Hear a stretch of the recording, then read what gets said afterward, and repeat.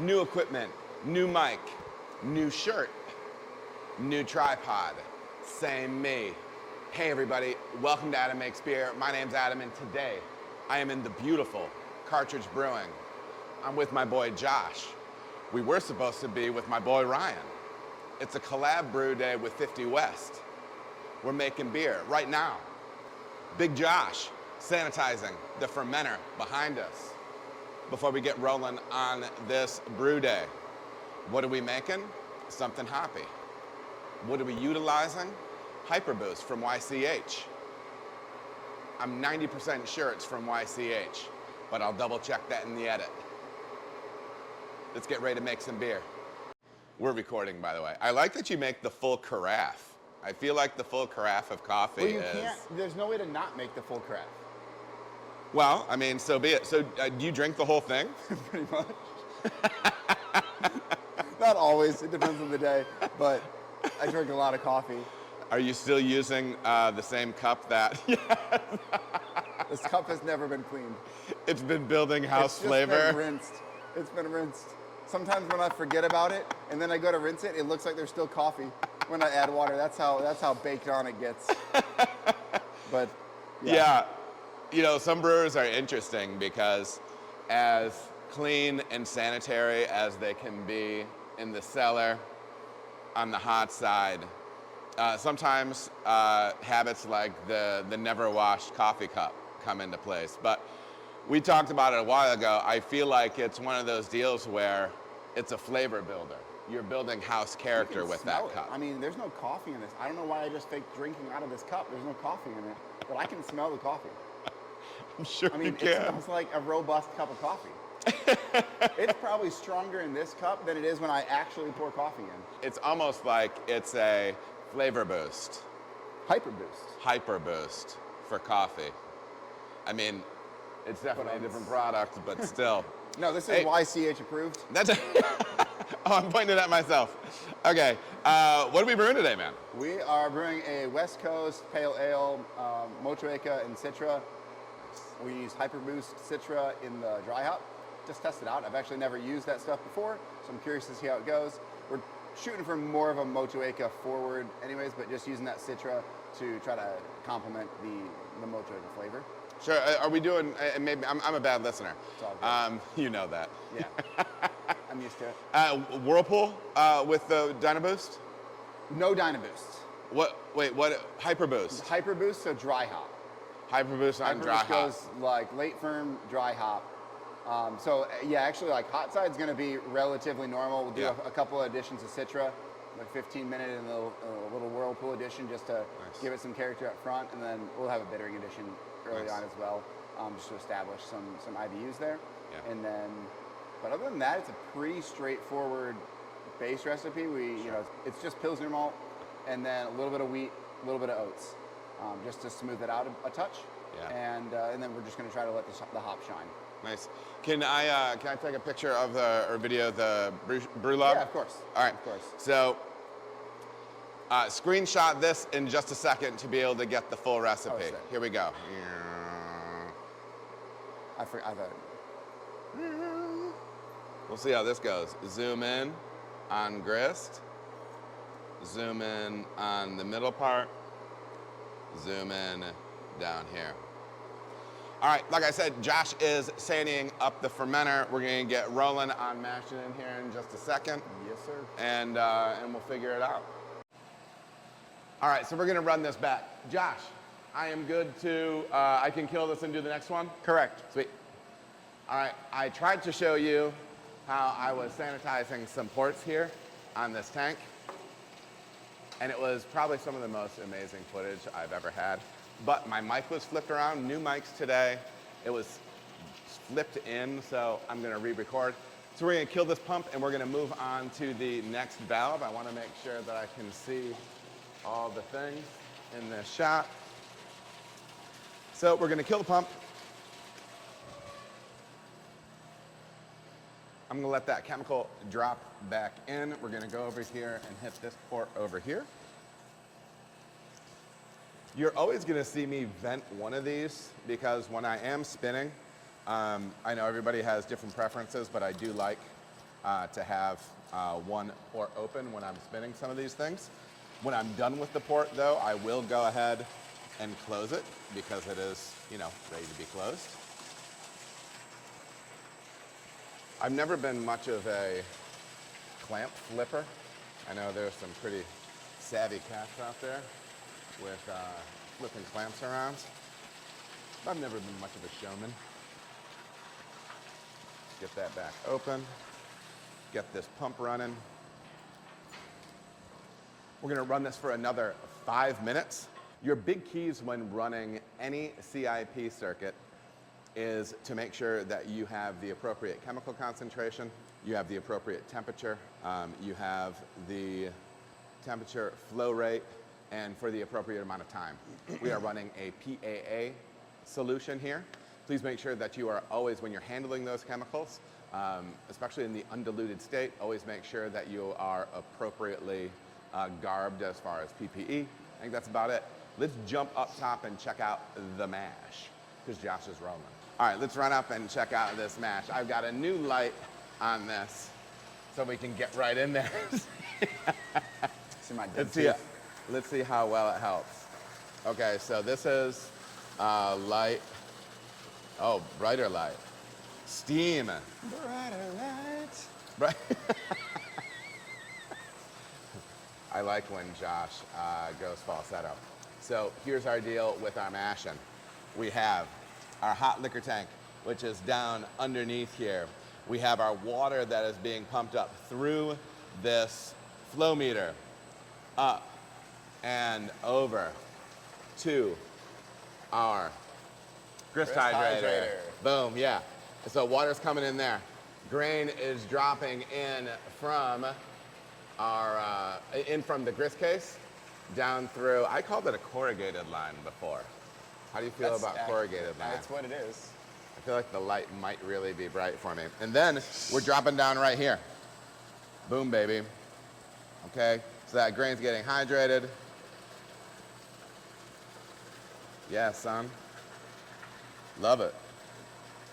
And grist rise, what are we talking about in here again, man? We got a bunch of pills. A bunch of pills, a little bit of wheat, and then we'll drop some oats in at the tail end here. oh gosh. It's a good thing I don't have epilepsy. Worst case scenario. We both have negative physiological reactions to the flashing light. That's fine. And then it's over. And then I fall headfirst into there somehow. We're just up and in. Yeah. We're vaulted up and in. If you're new to the channel, Josh and I know each other for a long time and we're friends, so if it just seems like we're being idiots, well, okay. We've known each other for a long time. Friendly. So just sweet. kidding, we're friends. So, temperature-wise, what do you have going on in here? Your strike water is how hot? Strike water is 164 is what I had it set to. I should probably drop about 12 to 13 degrees during mash-in, so I should hit around that 151, 152 mark, which is right where I want to be. Nice. Pretty standard mash-in temp. Not trying to do anything crazy with this beer. Get it fermentable enough, but I also don't want it bone dry. Sure. He is. He's really tall. He's really tall. We were just talking about He's what I would call a gentle giant. He is a gentle giant. We were just talking about Rick Barney. He's a sales rep, right? Yeah. Sales rep for Malt Europe, the base malt going into this. We've been running, and Josh's been running base malt as Malt Europe for some time over here. You're still running some. Do you do Weyermann with the German stuff? Yeah. All Weyermann. Nice. Weyermann. All Weyermann. I just had a reel with Weyermann where it's like the head, and it's like your friends. What are you thinking about? And me, and it was just 24 different pictures of the Weyermann logo and bags running through. I don't know. Yeah. I saw it. It is what I chuckled. I blew the air through my nose. I saw. I didn't care for it. That was me making this other amber ale where I was like, what do I have small bags of that just leftover things I can throw into this beer? Yeah. I was like, oh, all right, yeah, I got some brown malt, that's going in there. Oh, I got some C45, oh, that's going in there. I got little kitchen sink, you know, cleaning up inventory. It's Cara Amber, Barca Munich, Barca, not Barca, yeah, Vienna, Pilsner, C45, brown malt. Feather it in, you know. I mean, so far, I like it. it actually, I think it's going to turn out really nice. Is it still in the fermenter? It's in the fermenter. I'll pull a sample and you can smell it. Yeah. What else? What was I going to tell you? I think I'm going to be taking pictures of Ryan's face and overlaying them. You have to know Ryan is one of the rare gems here in the brewing industry. But anyways, my man Josh is up there. You might have just heard a boom, boom, boom. I wonder if you can see him. Let's see what's going on. You just heard a boom, boom, boom. That's him tapping that grist case up there to see kind of how much grain has settled down into it, how much there is left. If you have any questions about things as we go through the brew day, please make sure to leave those questions below because it's a really good way to communicate with me and it'll stack up questions for my Q&A. So yeah. I did it. Boom, boom, boom. I did it. It's the first time ever. Oh, you hit your, you're gonna hit your water amount? Yeah. When you're 1.5, I love it. I'm finally a brewer. Josh was saying before when he does, because he's running 1.5 quarts per pound of grist. My apologies to all of my international people out there. I think sometimes people assume when I only give measurements in the units that I've lived with for 50 years, that I'm using those measurements out of malice. But that is not the case. It's just what I've grown up using. I will try to convert that when I run the edit. Sometimes I forget that stuff though, so please be patient with me. Right now, Josh is topping up that mash with the oats. Let's go see what it looks like. You still got 20 Full gallons. bag oats in there, brother? Full bag oats. Nice.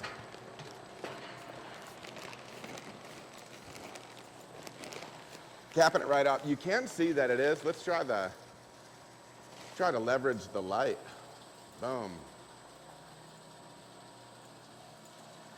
You know, I brewed on this system a ton of times, and so you can tell that it's a little bit thinner. I'm pretty used to this setup. Where am I again? There I am. Yeah, mashing in on this, a little bit thinner mash, and so, I mean, obviously, it's not going to be as grain-rich looking at the top. Sometimes it can look like a little bit coarser, but that's obviously a little bit thinner, a little bit more watery. And we're about to kill this pump. I'm gonna do this light. This light is blinding me. We're gonna kill this pump, blam. And then we're gonna be getting ready to dive into our mash rest. I actually dive in also. You what? I actually dive into it. Just gotta get right in there. Yeah. I just add that like panache. Have you seen? The last couple of days I've been seeing videos with people, their AI baby edits. Have you seen any of that? So it'll be like a podcast, and then both the podcasters have just been converted into like super adorable babies. No. It's wild. I thought you were talking about Notebook LM that just makes podcasts for you. No. This is something different. So Josh is gonna give her a little rinse down because those, you don't want those rakes just kind of sitting there all gunked up and whatnot. So he's gonna rinse that up. We're gonna break down the grist hydrator after that so that doesn't get nasty. Oh. Sorry. We're really close up here. I don't tell him when I'm on my way up here. I just like to I just have to feel him. He's supposed to sense my presence at this point. I mean, it's usually easy. You're pretty loud. It is. I'm actually trying to work on my volume. So, quick question. Something that we didn't talk about because I see some containers that held salt and acid. What all, we can talk about volumes later, but what all actually do we have going in there? Calcium chloride mostly. Yep. And then I did throw a touch of gypsum in. I've been using it a little bit more lately, especially on beers. This isn't going to be a bitter beer by any stretch, but I want it to be light, crisp. I don't want it to have like too heavy of a body, so I like using a little bit of gypsum just to kind of give it a little bit of an edge, right, and help with some of that crispy character. Love it, love it. All right, we're gonna bust that down, clean it up, and we're gonna keep rolling. Ugh. All right, so let's talk about shadows. This is when I had to re-record something, so we're gonna jump back into it. So as we're going through and sanding up this fermenter, it's really important to make sure that your sanitizer is hitting every surface on the inside of your tank. And so this door, these ports, and the racking arm, which we're moving down to right now, it's really, really key that you get flow all the way through those things. And not necessarily just some contact, but flow. Flow is what we're always looking for from a CIP standpoint. Let me wiggle this down here.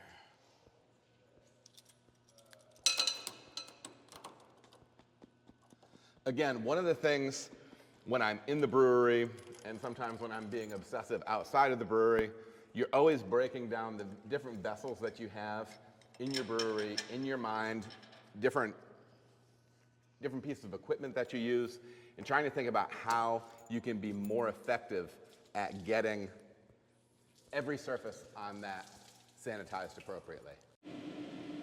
Oh, it started recording. I'm learning how to use this thing, people, if you couldn't tell. I just hit the front screen and it started recording. So Josh is going to start up this recirc, and I'm going to see if I can get some close-up stuff of this that I've not been able to get before. Let's see here. Chunky boy. It does look chunky right now. Let's see if we can get as shaky footage as humanly possible. It's a nice shaky cam. Why it has to go like over there, I don't know. Maybe I can, there you go. Maybe, boom. Let's see what, oh no. The world's worst footage. It's clearer than ever, but shakier than ever. The Blair Witch Let's Project Brewery Edition.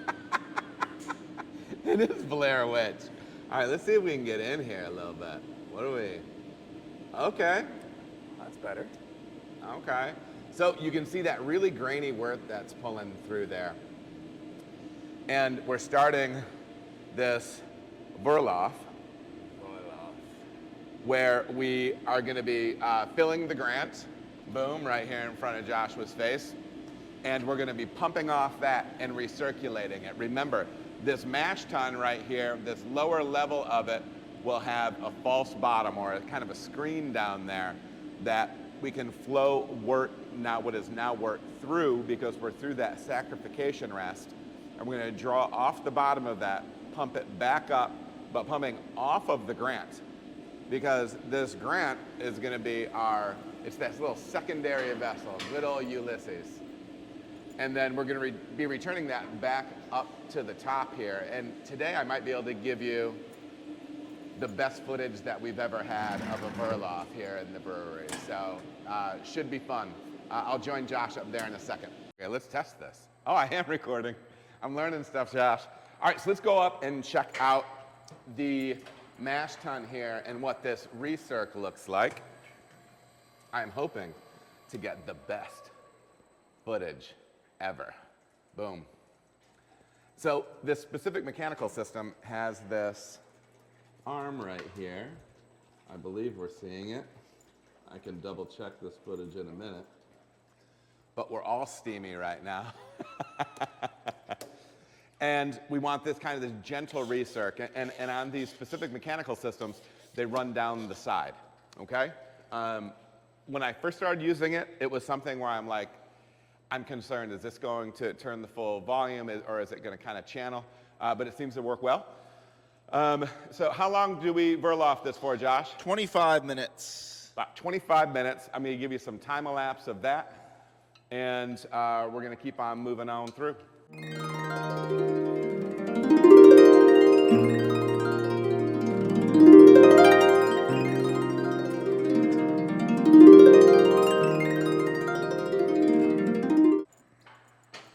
All right, everybody, we are done with our Vorlauf, so I'm going to shut my mash pump off. We're going to start transferring over to the kettle, start the lauter process. Lauter, Adam's talked to you plenty about this, but we're going to be pulling our wort through our mash bed and slowly moving it over into our kettle, extracting all of those sugars along the way. we want to try to do it at a pretty steady pace for us here at Cartridge, 1 barrel every 5 minutes.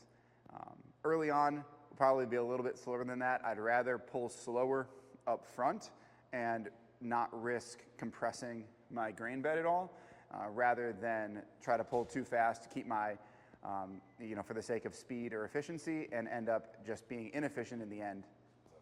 So excited.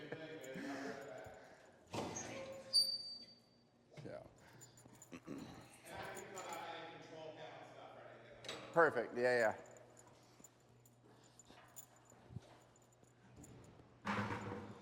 With a full manual system like this, it's a little bit, it's very experience-based, I'll say that much. I'm controlling all my flow through this valve right here, my kettle inlet valve, and then also right here, I have a little bit more fine tuning that I can do, pulling directly off the mash tun, but it is, you just kind of got to feel your way through. I'll take you up top here in a second so you can see what I'm looking at inside my kettle as sort of a reference point for my flow rate, because I don't have an actual flow meter in to check my barrels per minute or barrels per hour, however I wanted to track that. I got to just do it by sight and feel and experience, which is fun, a little frustrating sometimes, but I think it's a good experience. I like the hands-on manual nature of it. Makes me feel like I'm doing something. Cool. Set a timer for 15 minutes. Hey Siri, 15 minutes. All right, let's go ahead and take you guys up top here so we can see what we're looking at. Okay. Oh yeah, that's beautiful. So you can see right down there, I'll try to get in as close as I can without risking anything. But there's my flow, my kettle inlet valve. You can see wort flowing in, pretty steady pace. Again, I'm not trying to rush anything, but I like that. It seems like a decent pace. I think we'll be close to that 1 barrel every 5 minutes. And we'll also give you a view of the mash real quick just to see what it looked like after all of our Vorlauf. I love it. I think I think we're gonna have a nice even flow. That's one thing I really enjoy using some oats when I can in a beer is, for me, on this system especially, it really helps keep my mash bed more even. I find it has a tendency to prevent any caving on the sides that I might get. Some of the beers that I don't use oats in, even if I think I'm pulling at a pretty decent rate or fairly slow, they'll be more prone to caving. But for some reason, those oats just kind of fill in the gaps and keep it nice and even, and I get a much better efficiency on my wort sugars and things of that nature, and it's beautiful. All right. So one more shot for good measure. If I can get this light on. That's filling up there. It's not the clearest wort, but that's okay too. Supposedly, the Germans don't love clear wort. I don't know if that's true. Any Germans who are watching, feel free to correct me on that, but I've heard that they don't mind a little bit of haze when they're transferring their wort over. Can't remember exactly why. Don't know if it's true again, but I've heard it. I'm going to use that as my basis because this isn't the clearest wort I've ever seen, but I also don't want to sit, and I don't feel like I need to sit for too long trying to get that Vorlauf crystal clear. In the past, I have tried to do that, given it some extra time because it doesn't necessarily hurt anything, and I end up just not getting things much clearer and wasting another 15, 20, 25 minutes on my brew day, which is already long enough. And let's see what else we got for you guys. So here's where we'll start tracking our flow into our kettle. Right now, we're still below a barrel, which is why you're not seeing anything. I have my timer going, and I'll be pretty diligent about checking it every 5 minutes to see if I've hit that 1 barrel mark. Again, not super concerned with my timing for these first 15 minutes. If I only get a barrel in or a barrel and a half in instead of the 3 barrels that my pace would suggest, I'm not going to complain. Would much rather be slower up front. I can always make up the time later in my lauter, speed things up once the grain bed is set well and I'm sparging. I can start pushing it closer to like 4 barrels for every 15 minutes and try to make up some of that time. But overall, we're looking at around a 90 minute to 2 hour not sparge, 90 minute to 2 hour lauter, depending on how things work out. But I have a good feeling about this beer. Go ahead and throw you guys back in here. So we are currently 5 minutes into our lauter right now. I'm gonna go check, see where we're at in the kettle, and I'll let you guys know. We'll see if we can show you guys actually. We're pretty darn close to 1 barrel after 5 minutes, so love that. It's pretty rare that I actually hit my target pace on this first 15 minutes, but I'll show you guys what I'm talking about. All right, so, yeah, beautiful. So we are just about 5 minutes in, maybe a little bit over, and you can just barely see right there, there's my liquid level, and if I get you pretty even, that center of the one is 1 barrel. So we're just a little bit shy of 1 barrel, but pretty darn close. That is fantastic. I'm not going to adjust anything at this point. I'm just going to let that continue until I'm at least probably 3 to 4 barrels in, at which point I'll start thinking about starting my sparge and maybe start adjusting some of my dials a little bit more to speed things up and make sure that I maintain my pace, right? Because as more and more wort gets pushed into my kettle, I'm going to need to fiddle with this valve, and I'm going to need to fiddle with my kettle inlet valve over here because I have less gravity, less gravity moving wort from my mash tun into my kettle. As that happens, I need to open it more and more to allow a greater flow and keep that 1 barrel for every 5 minute pace. Eventually, I'm going to need to turn my mash pump on, but that will come much later, probably closer to about the 13, 14 barrel mark, and that'll get me the rest of the way. But we're a long ways away from that. I don't think it's something that you guys need to see, but just so you know, what I'm also going to do as I start this lauter is I'm going to turn my HLT, back on. I'm going to increase the temperature a little bit to hit my sparge water. One other thing that I'm going to do while I start this lauter is turn my HLT back on. I'm going to increase the temperature from where I had my strike water, and that will be for my sparge. So I want to have a little bit higher temperature to help draw more of those sugars out and make sure that I keep my my lauter thin enough that it moves smoothly. I don't want to go too high because the higher temperature that I go, the more I'm going to start pulling tannins and undesirable flavors out of my grain and my husks. So I'm just going to up it about 5 degrees. I think I turned it to 170. You can do the math in Celsius if that's what you work in. But I moved it to 170 degrees. That's what I'll sparge at, and I'm going to let that HLT come up the temperature as my lauter is happening, especially on this first 15 minutes. That way it'll be right where I want it to be once I'm ready to start sparging, probably in the next 15 to 25 minutes, depending on my pace.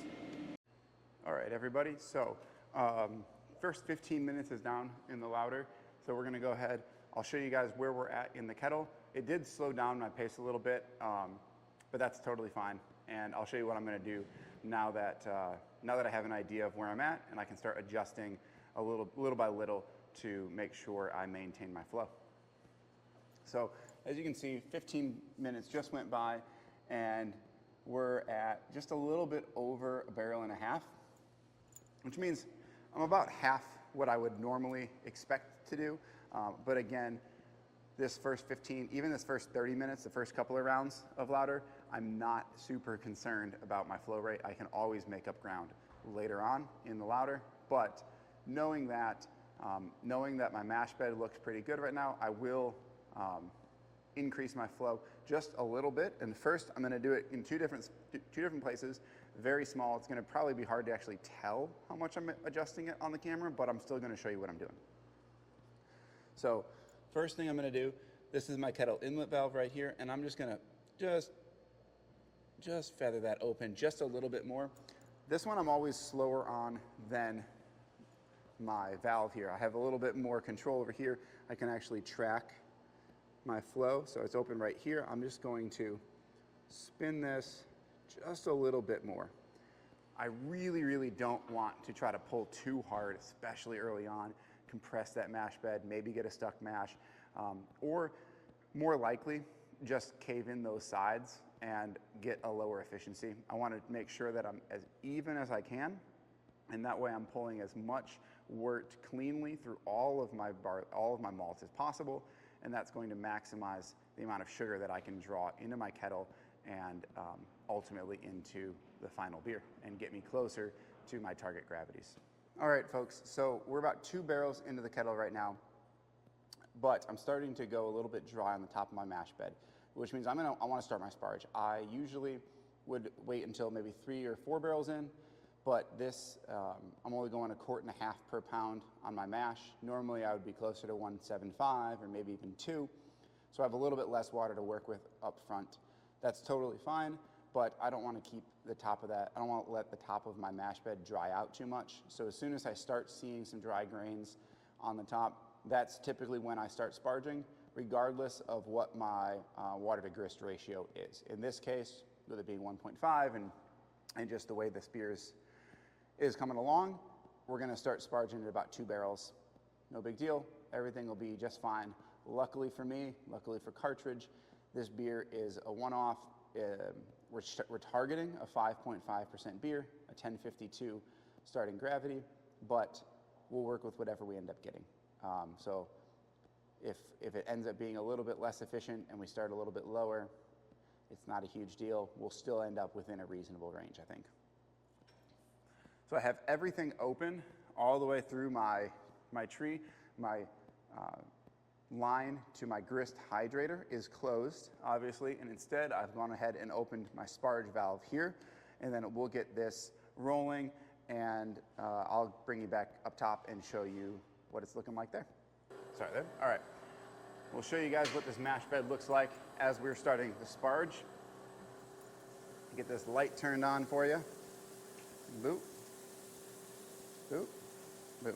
So, as you can see, we're starting to sparge here. I'm going to go ahead and turn my HLT off now that I'm starting. But this mash bed looks fantastic. You can see all the way around. The edges is where I'm especially looking, and it's still a little bit hard. You got a lot of steam coming up, but you can see that grist, that mash comes all the way to the edges, which is what I want.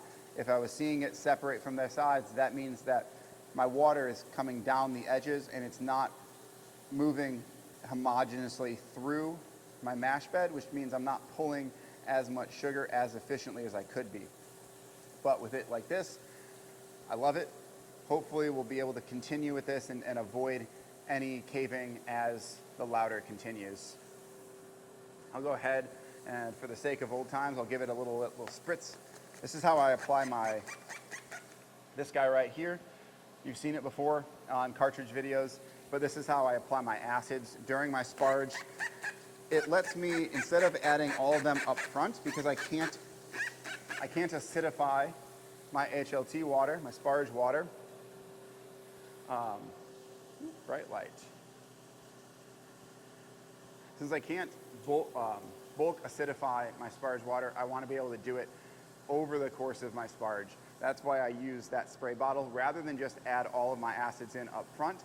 I worry at that point, if I did it, that I'm going to get a lot of acid at first, but that later sparge addition isn't going to be acidified properly, and I won't end up with the proper pH, and I might start throwing off some of my tannin extraction and things of that nature, right?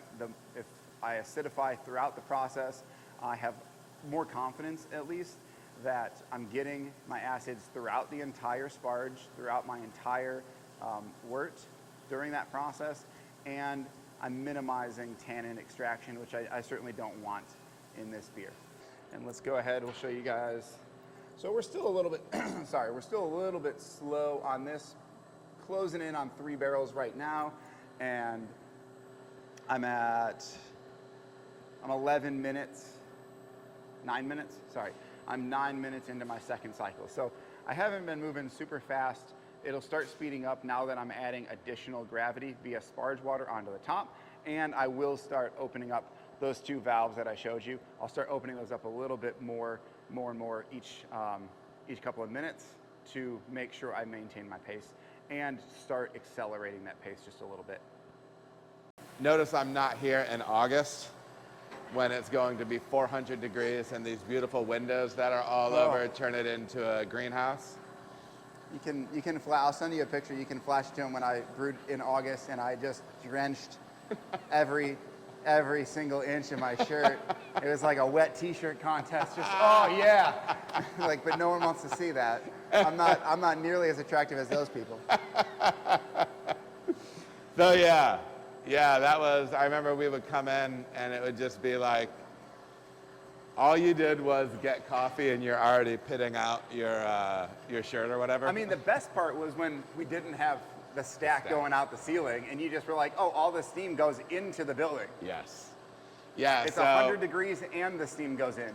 Yeah, so fun fact, if you've seen any of the older videos, this stack right over here used to just like kind of turn off in a little bit of a J. And it's like a condenser or whatever, right? And it's supposed to, condense the steam, drop it, whatever. But it never really worked well. And it wasn't until we got the stack, but we would throw some serious steam in here. Yeah, and it was a sauna, baby. Sauna's the one with steam, right? I think. Josh is not around. So yeah.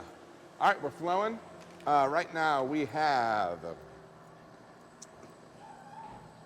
about 4 barrels in this thing. We're on our lauter. We have our fermenter buttoned up.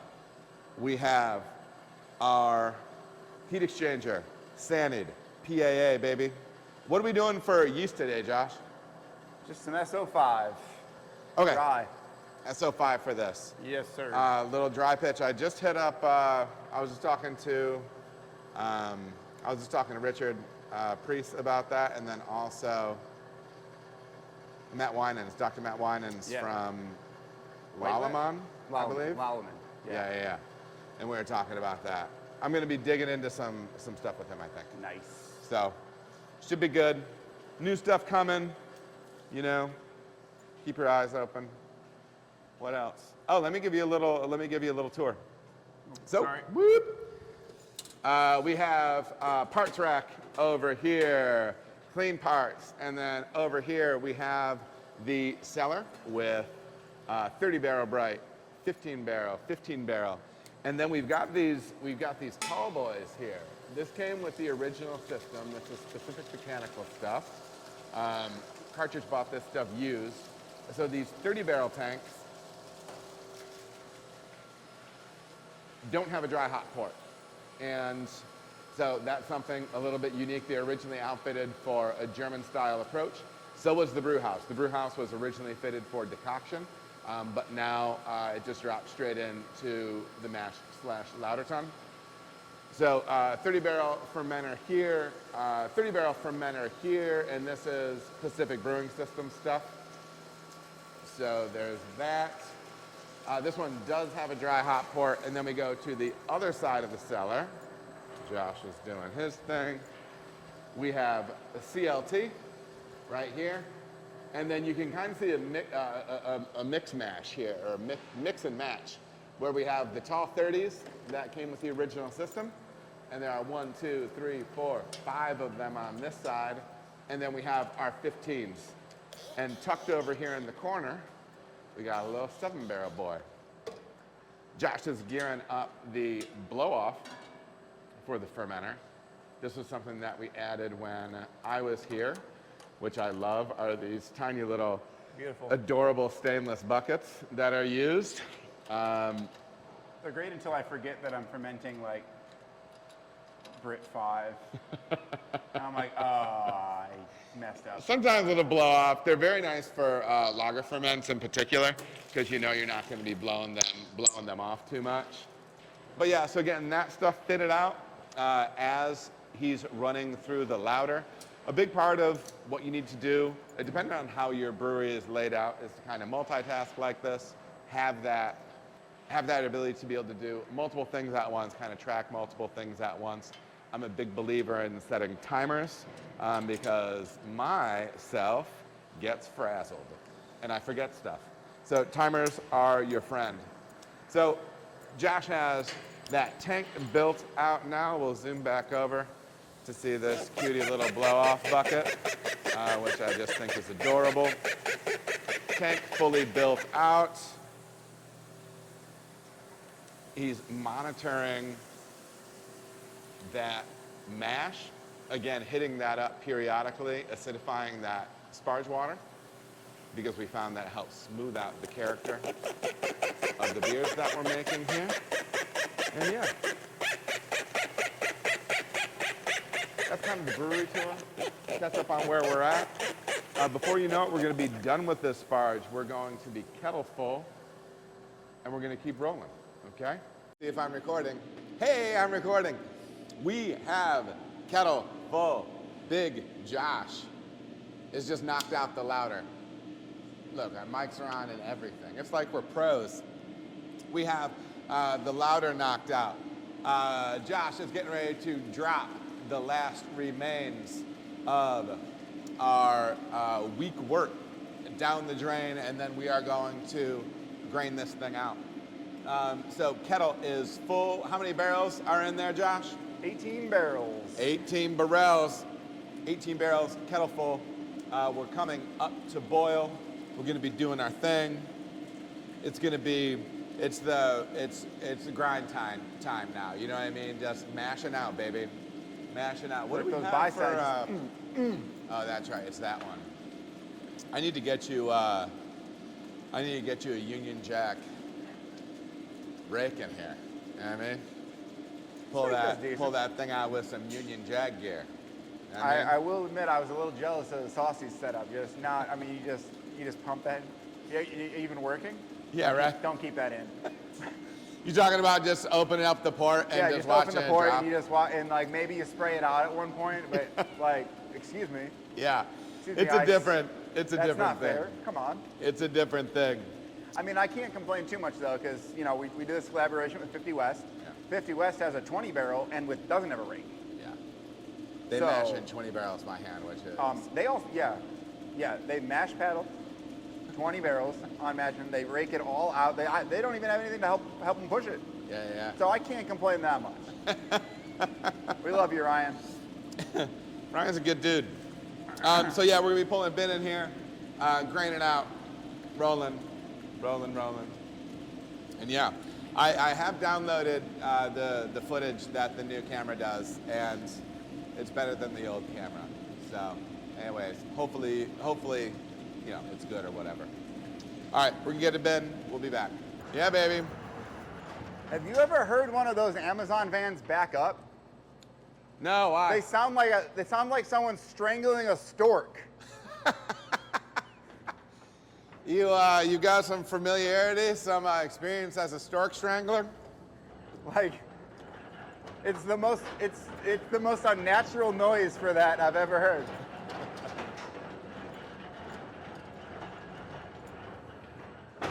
And yes, I do have experience stork wrangling. Where do you think babies come from?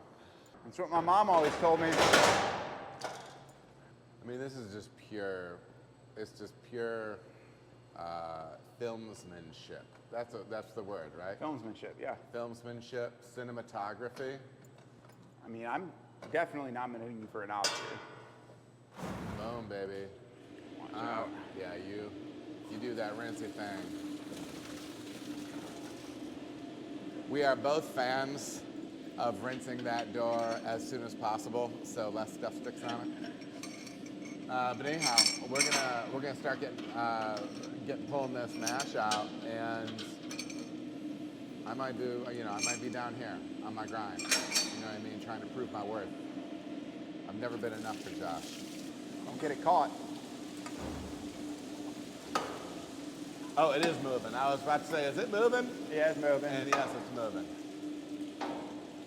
The last time I was here, didn't I get the rake caught? Yep. Or the how dare you? That's all right. I think on my next brew, I got it caught, or really, really close, and I was like, oh, this sucks a lot more when it's one person. Sometimes I get a little greedy. Yeah. The plow is turning, and we're just kind of encouraging that that gearbox up there, if I remember correctly, is not like the biggest fan of plowing through the whole thing unassisted. I mean, it's pretty good now, but I still move it slow at first, just to. For sure. Oh yeah. No reason to risk fate. Let's make sure we've got everybody's beautiful face in the shot here, huh?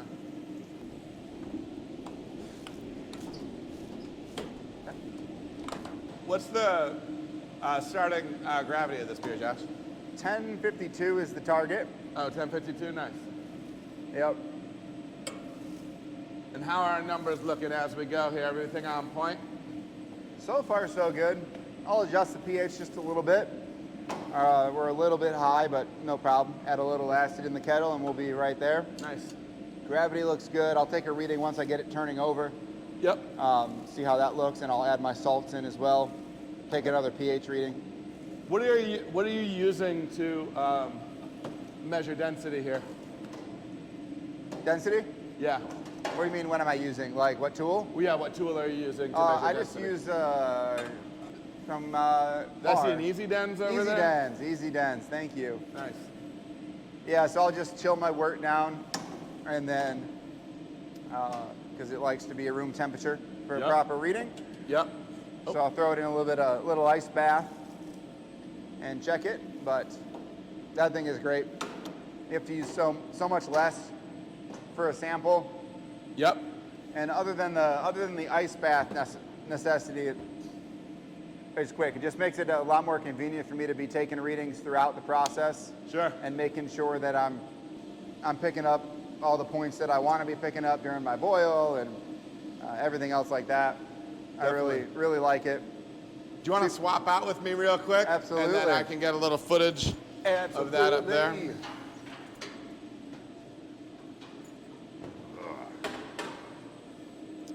All right, so let's see here. Let's try to get some. It's still a steam dream up here, but we'll see what we can do.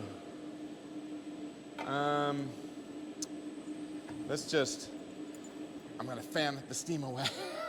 I don't think that's how steam works. What's wrong? But we're trying. We're going in, boom. Raking out. We have the plow down on the mash rake. I don't think you can see that, but let me see if I can do something to make you see it. Hold on. Can I, You can turn some water on to get the steam out. I'm trying to remember how that got there. Didn't we run water through? And is that cold water going there? Uh-huh. Man, it's been a while since I ran that system.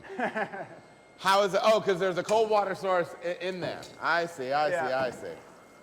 Okay, so It's your spray ball through the tree. It's been a minute since I've ran this system, so I forgot that there is cold city water rigged in. So we're gonna give it a little rinse and see if we can improve the steam situation here. So you can see that rake spinning around. There's a chain that goes to it that allows you to pull that back up at the end. And we're just moving that real slowly right now. You can see that it's gonna be going over here and pushing this stuff out. Josh is giving the assist down there because he's a grown man. And yeah, that's usually the part right there where I get greedy and I try to pull a little bit more grain out, and it ends up, I end up pulling, the little metal hoe in. You know what I mean? So yeah, but yeah, so here's without the water running. Still a little bit of steam, but we're making it work. Graining this out. And then right over here, brew kettle is going, oh, we don't need you anymore. Kaboom. Bloop, bloop, bloop. Is it 208.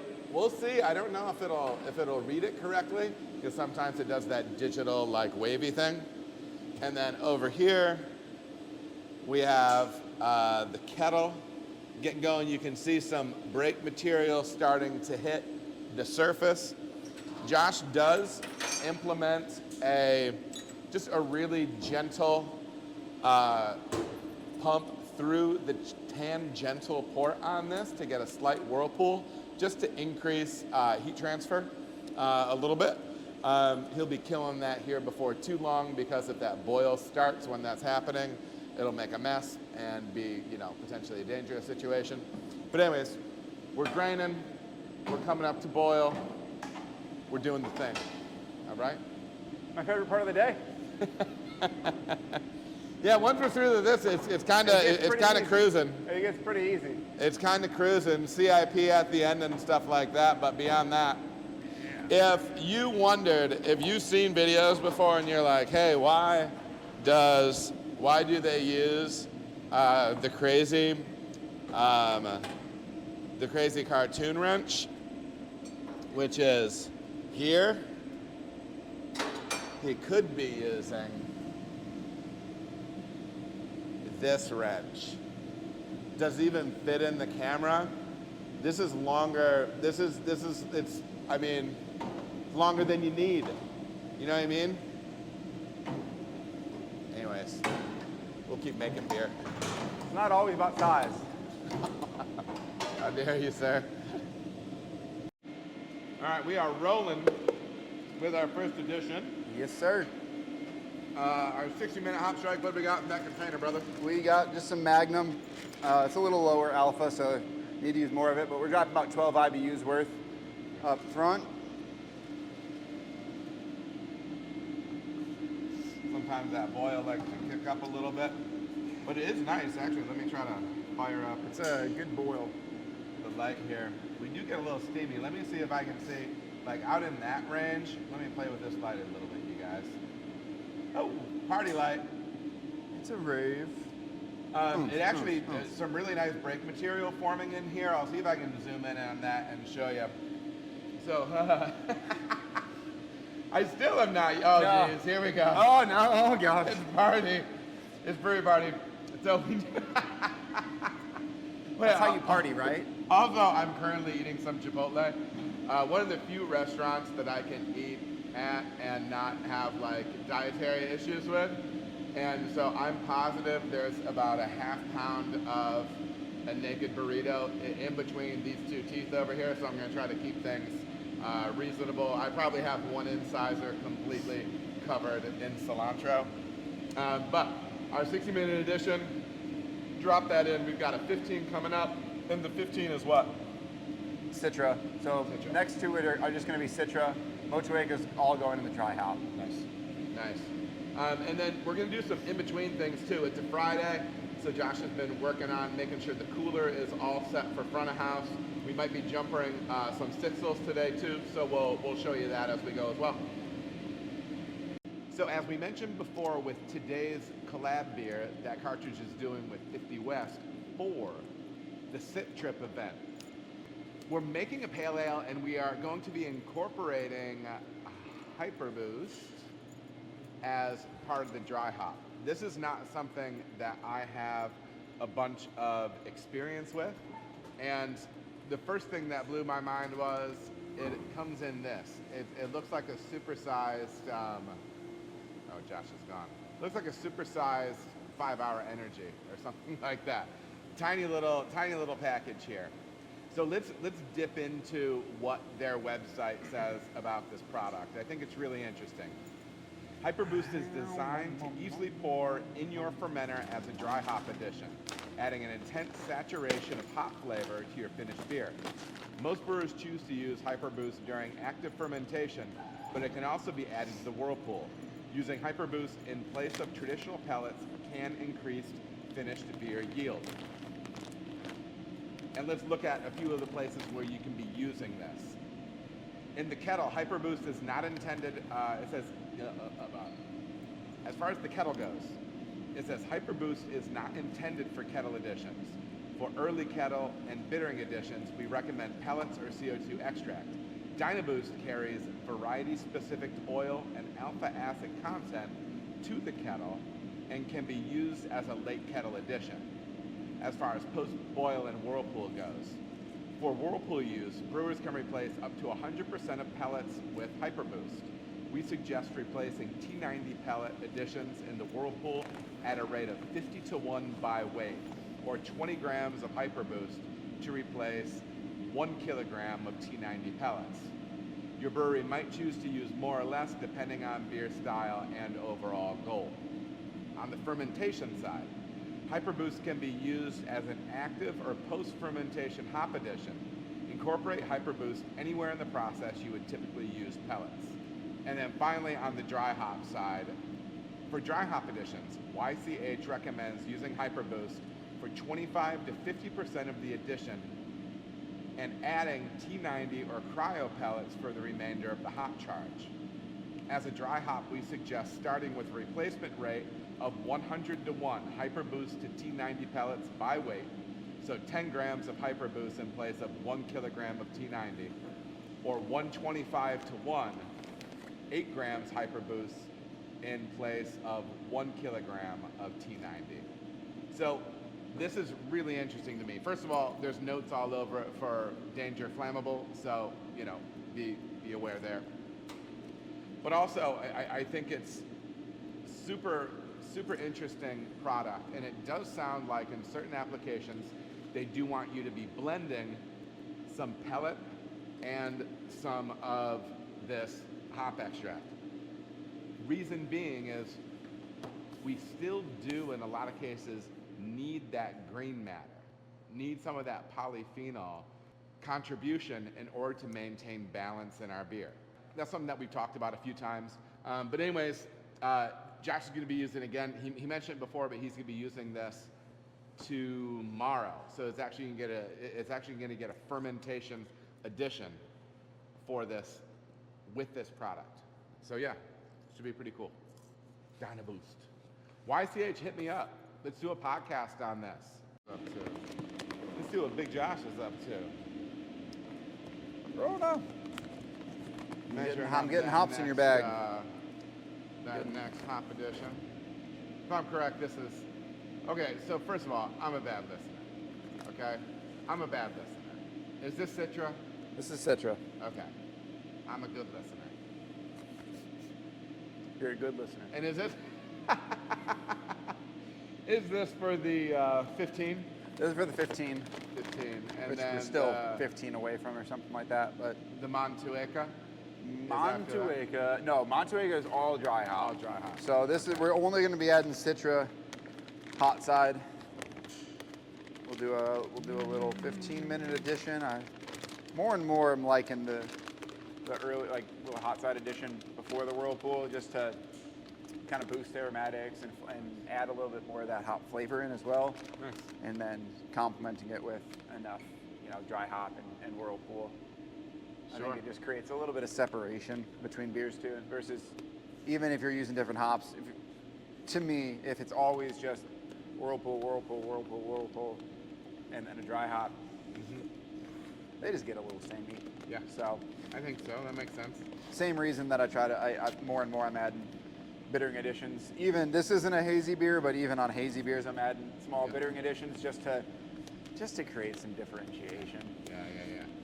Yeah, I think they can get a little one-dimensional. Yeah.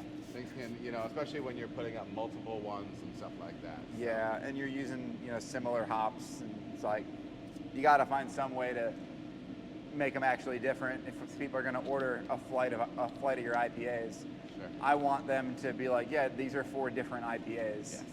Not just in appearance, but in also flavor, aroma, yes. mouthfeel, all of it, right? For sure. Yep. Remember when Joe was kind enough to straighten? Watch out. Okay, so when I was here, they did some promotional stuff with me, and the content stuff that I do. And so Joe and their marketing department made this little cartoon guy of me, And if you'll notice, the beard is whiter than it used to be. But one thing he did was he straightened out. I mean, listen, if you see any of my stuff, you know I've got one tooth that's kicking a little to the side, right? Look at it. He took the working class out of my teeth, man. Thanks, Joe. Appreciate you doing me a solid. So yeah, but we've got 15-minute hop edition up. And I don't know if I mentioned this, but we are going to jumper some kegs. Did I say that already? So the reason that Josh needs to do that is there is a patio bar that can only fit Sixtels. And just where he's at right now, he only has half barrels of that. So we are going to be jumpering some Sixtels here in a little bit, and we'll show you our process for that. Woo. Hop editions. We're hot on his trail. Boom. 15-minute Citra in there. Slam it home, Josh. Slam it home, Josh. Boom. Boom. For good measure. We're rolling into whirlpool soon. If you can't tell, Josh and I have a good time doing stuff. So anyways, we're going to roll with that. What else? 15 minutes. Sorry. No, you're good. Oh, you're talking to your phone. I was talking to my phone. Josh is a tell his phone for the timer. I am not a tell his phone to the timer. I am also somebody that talks to myself. And so on the flip side, Josh had to learn when to listen and to not listen when we were working together. He was like, what's that? And I'm like, I'm just talking to myself. So yeah, rolling toward whirlpool. We'll be knocking out. We've got some Dry 05 that we will be utilizing from our friends at Fermentis. Maybe we'll have some Fermentis content coming up, baby. Who knows? But yeah, are you grabbing a sample? Just a sample. Check the pH real quick. Nice. Josh is running up, grabbing a pH sample. And yeah, I'm sipping on some cooling down coffee. I'm on all coffee today, baby. It's what's needed. It's what's needed. If you haven't been in here, man, check it out. It's early, but beautiful dining side. What? Wait, what? Dude, you've not been in here? Cincinnati, baby. Good beer, tasty food, beautiful building. You know what I mean? People are looking at me now. There's a guest out there seeing me record things and talking, and she's smiling/laughing at me. But that's okay. I'll get the last laugh, whatever that means. Is it a threat or a promise? I'm loving how Josh is just getting like, there's gonna be no other container involved. This is it. This is the end. It's this container, and we're slowly nursing every pellet into that. I love Got it. that. 5 pounds. 5 pounds, nailed it. Nailed it. Oh man. Oh, recording using the phone. So what we're going to do is we are going to talk a little bit about. Oh, you're good, Josh. You know how it goes. I know how it goes. We are going to lock down the some of the heat exchanger water.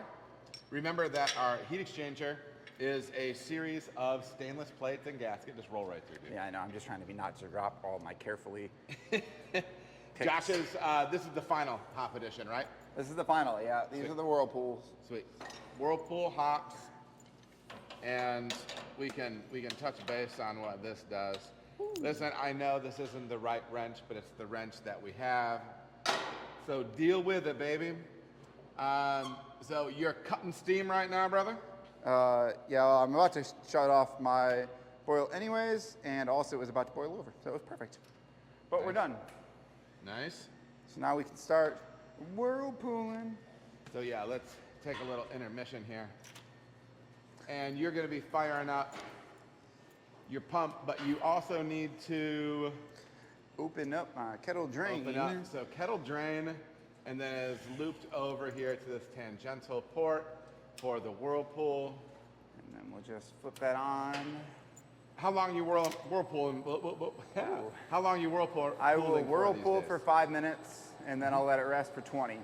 So I'll wait till I get it till it starts spinning a decent bit, and then I'll drop my hops in, then I'll start my timer. Absolutely. And then 5 minutes from that point, cut it, 20-minute rest, and we'll be knocking out. Love it.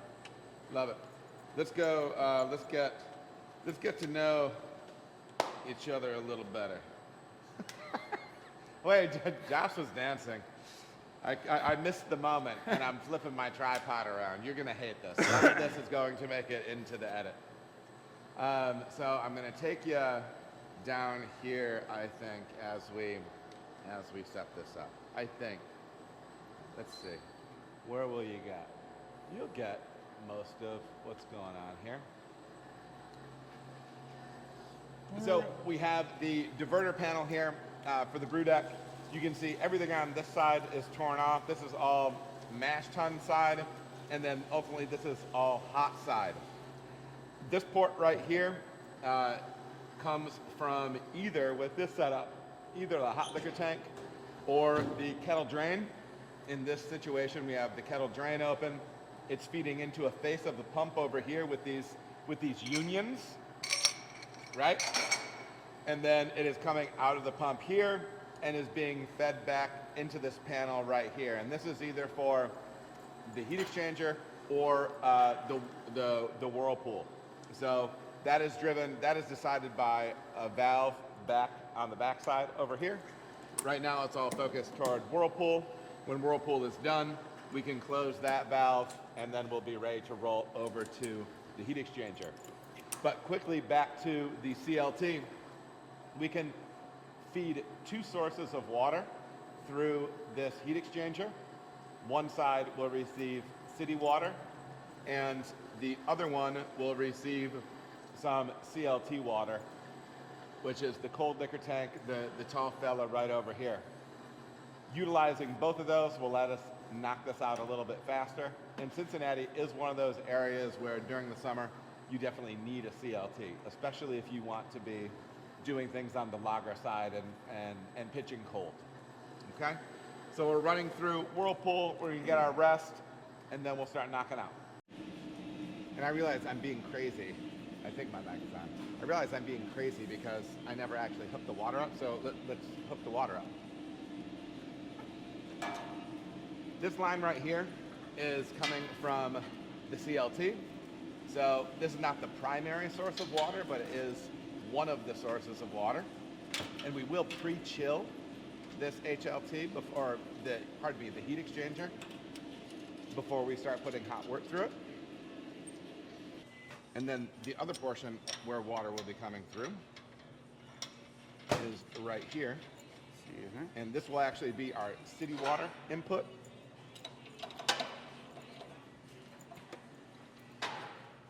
I hope I'm still on screen. This will be our city water input, which is actually plumbed in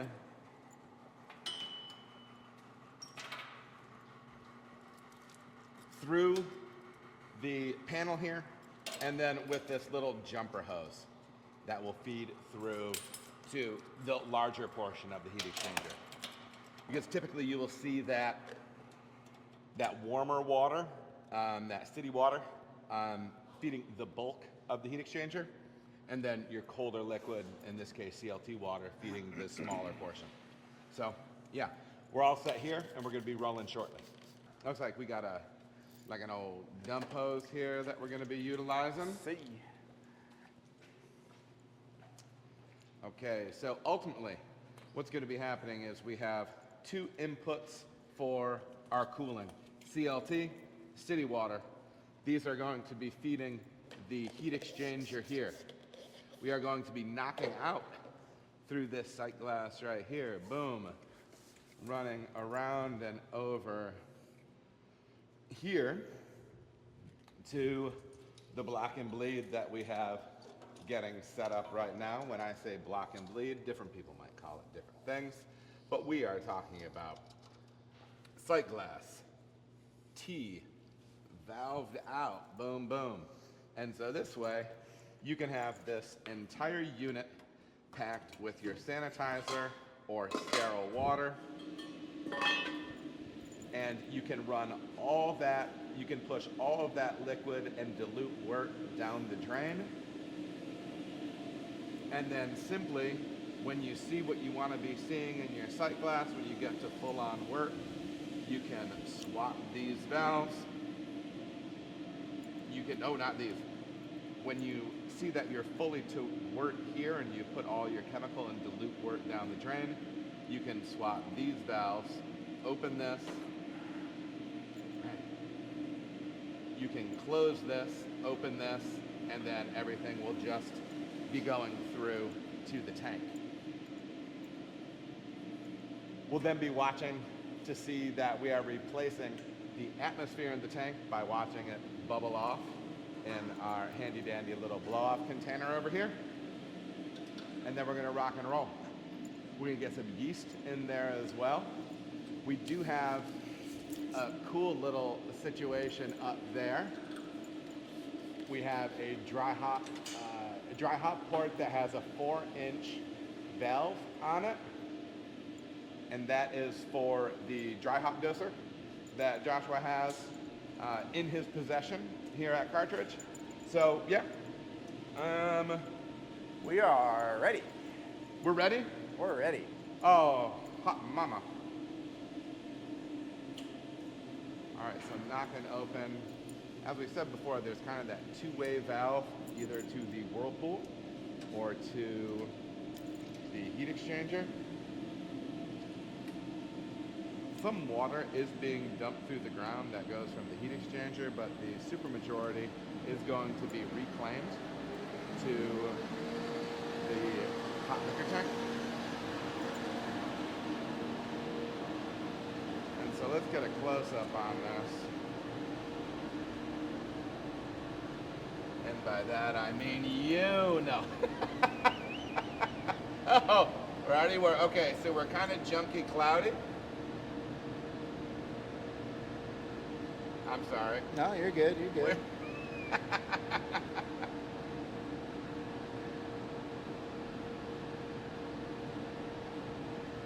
That's as good as it's gonna get. All right. And then he switches those. All that liquid is now running into the tank.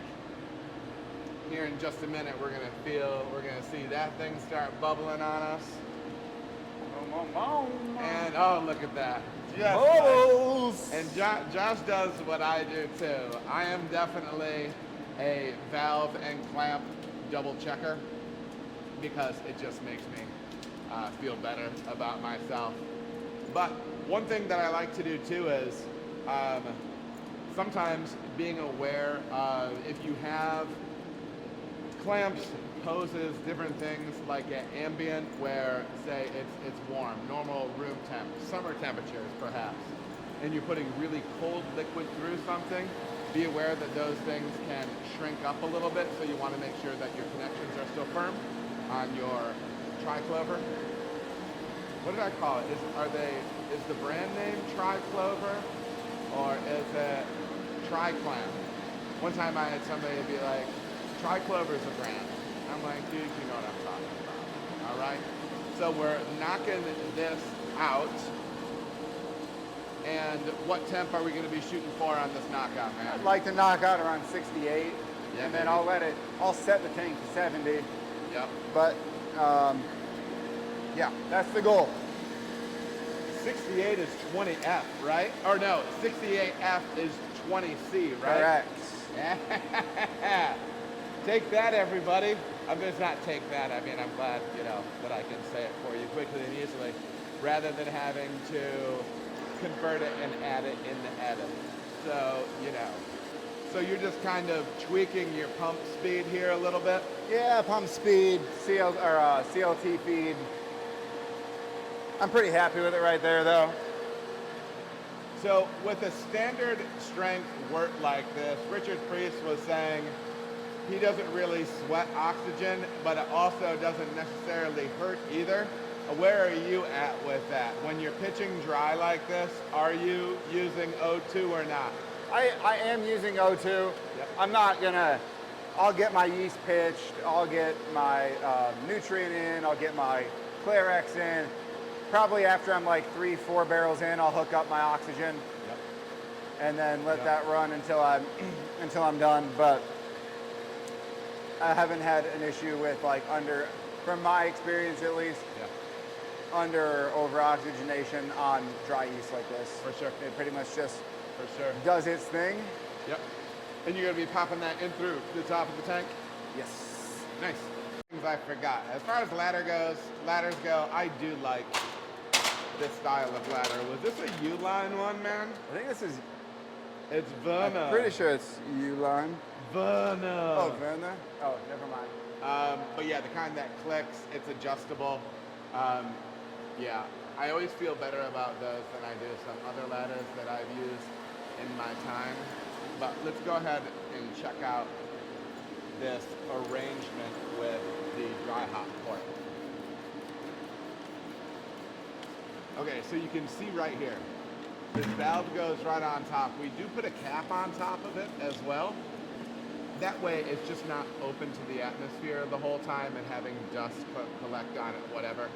So we can go ahead and pull that blank, what is that cap. We can pull that cap off of there, hit it with, in this case they use alcohol, and then we can attach the dry hopper to it. And I'll take you over and I'll show you the dry hopper. It's pretty slick. I personally think it's one of the better things that you can be doing both for beer quality and for safety. So, yeah, where is it? I got a mic on too. Okay. So here's one of the valves. They're monstrous. Okay? But you need one of these so you can still maintain that sealed vessel, right? And then here is the lid. There's a big heavy 8-inch tri-clover lid, tri-clamp lid, both that will have a pressure gauge on it, and I'm holding on to the valve right here, but an off gas. The reason it has that is you can do your thing. You can do your thing. What are you adding? Are you adding both your you're adding your nutrient zinc and your Clarex. And then I'll drop my yeast in too. Yeah, we'll go ahead and take a look see at this. Do you need anything? You have everything up there that you need? I got everything that I need. Okay. So you're gonna see that Joshua is gloved up. He has his Sani bucket that's holding any side parts that he may be using. He's spraying up that port with alcohol. There is going to be a little pressure in that tank just because it's not much and it relieves itself in a hurry. Sounds like I'm talking about Someone needs to go to the like bathroom. potty. Yeah. Sounds like a potty thing. Yeah. It's not that, you guys. But I did just do that. Well, yeah, I mean, it's No, necessary. right here. Right here. No, yeah, well, that makes sense too. So, Josh has his bags of yeast. Both the scissors that he's cutting with, those bags of yeast have visited sanitizer. The scissors both cleaner and sanitizer. And we're swiftly getting that poured in to the fermenter. I'm not sure about how heavy. I would love to get up on that ladder with you, but I don't want to put the weight of 2 men on it and then break it, especially a man of my increasing frame. So No comment. Josh's words, not mine. Hurtful. I did write that in my diary. Dear diary, Adam's really filling out. You nailed it. I like to say plumping up, but Plumbing up.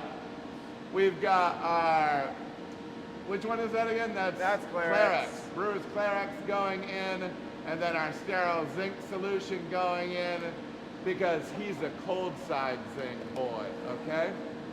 Anyways, doing our thing, getting that Sani back up, gasket the valve that's going back on there, all that sprayed back up with alcohol, put in place. You will, of course, notice that our bucket has stopped jumping. Reason being is because we are, it is vented at the top right now. But when that goes back on and is put in place, clamped down, we will start off-gassing through the blow-off arm. Throw some oxygen on now. We were talking oxygen and dry yeast. Was there anything else? I don't think so. I'm going to throw the oxygen on now. Okay. Let that run for the remainder of the knockout. Okay. Yeah, baby. Double check my temperatures. Temperature looks good. So he goes ahead and sprays all that with alcohol, a nice stainless quick disconnect. Tweaking his O2 over here. And we're getting that oxygen flowing through the stone.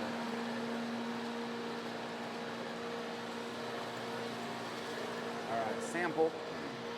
He's going to be pulling a sample right now off of the fermenter for pH, density. We're going to be logging it up, baby. Logging it up.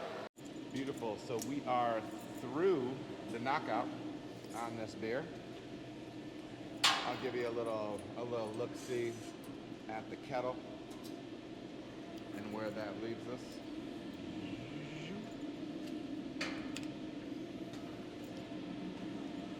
Plop, plop, fizz, fizz. Boom. Yeah, baby. You can see my shadow there. Big old cone here. There is, it's not a dam, but over here on this side there is like a little, I gotta get better with this light. But there is a little standpipe that fits in there that helps keep a whole bunch of junk getting pulled through the heat exchanger. So we are going to be breaking down the wort line, getting that CIP'd, cleaning up, and then Josh is also going to be jumpering some half barrels into Sixtels. I had mentioned that before, and I do want to show you that process a little bit. So that'll be included after this. Right now, Josh is just flushing forward and backward this system so he can start getting ready to roll on the CIP. That's sketchy. I'm gonna see if this works. Maybe this is just the one angle. I'm gonna give Josh a hand as he is getting ready to do some wrap up down here and jumper these kegs. So I'm gonna go ahead and spray out this kettle for him and drain this stuff so we can get rolling on the CIP on the heat X.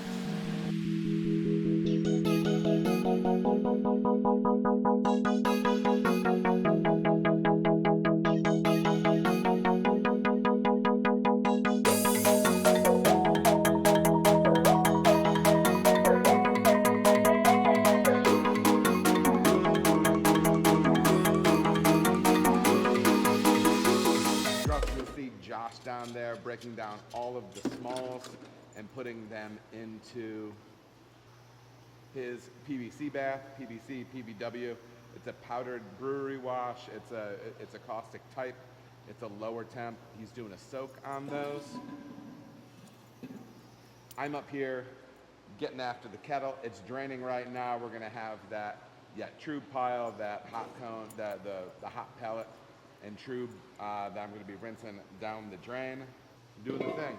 Joshua's gonna start jumpering kegs right now, and we'll get over there shortly. You're good, brother. All right, so Josh is getting ready to roll on jumpering these kegs. It's a very similar setup to how you would be manually filling a keg in the first place. You can see we have gas going into the source keg, liquid coming out through here.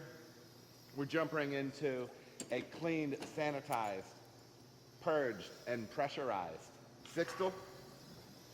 And he's utilizing just these two valves here. He's issuing He's utilizing like a really slow bleed. You can kind of hear it a little bit just hissing out of that side. You don't want to rip that too fast. You're going to be getting a bunch of gas coming out of solution. Again, for this purpose, what he's doing is he's jumping these into Sixtels. They're going to remain in-house because Sixtels are the size kegs that our outside kegerator requires for the patio. We're getting these Sixtels wrapped up. We're going to be jumping on the rest of this CIP cleanup. But I've just got to say, there are a few things as fun for me as getting back in the brew house with a dear friend like Josh. Ryan, you were missed today. Please make sure to go out and support 50 West, Cartridge. This pale ale that they have planned up for Sit Trip Volume 5 is going to be amazing. You're going to want to get in there and check it out. You can get you a good idea of what you're seeing with DynaBoost. HyperBoost. So close. HyperBoost. Also from YCH though. I'm so close, man, you know? So you're going to want to check that out. But as always, it's good times. Like I said, Ryan, you were missed. I'm going to have to superimpose your face in if I haven't done it already. I appreciate everybody tuning in. Please make sure to drop questions down below. Hit subscribe, share, all that good stuff. Until next time, we'll see you then. Bye.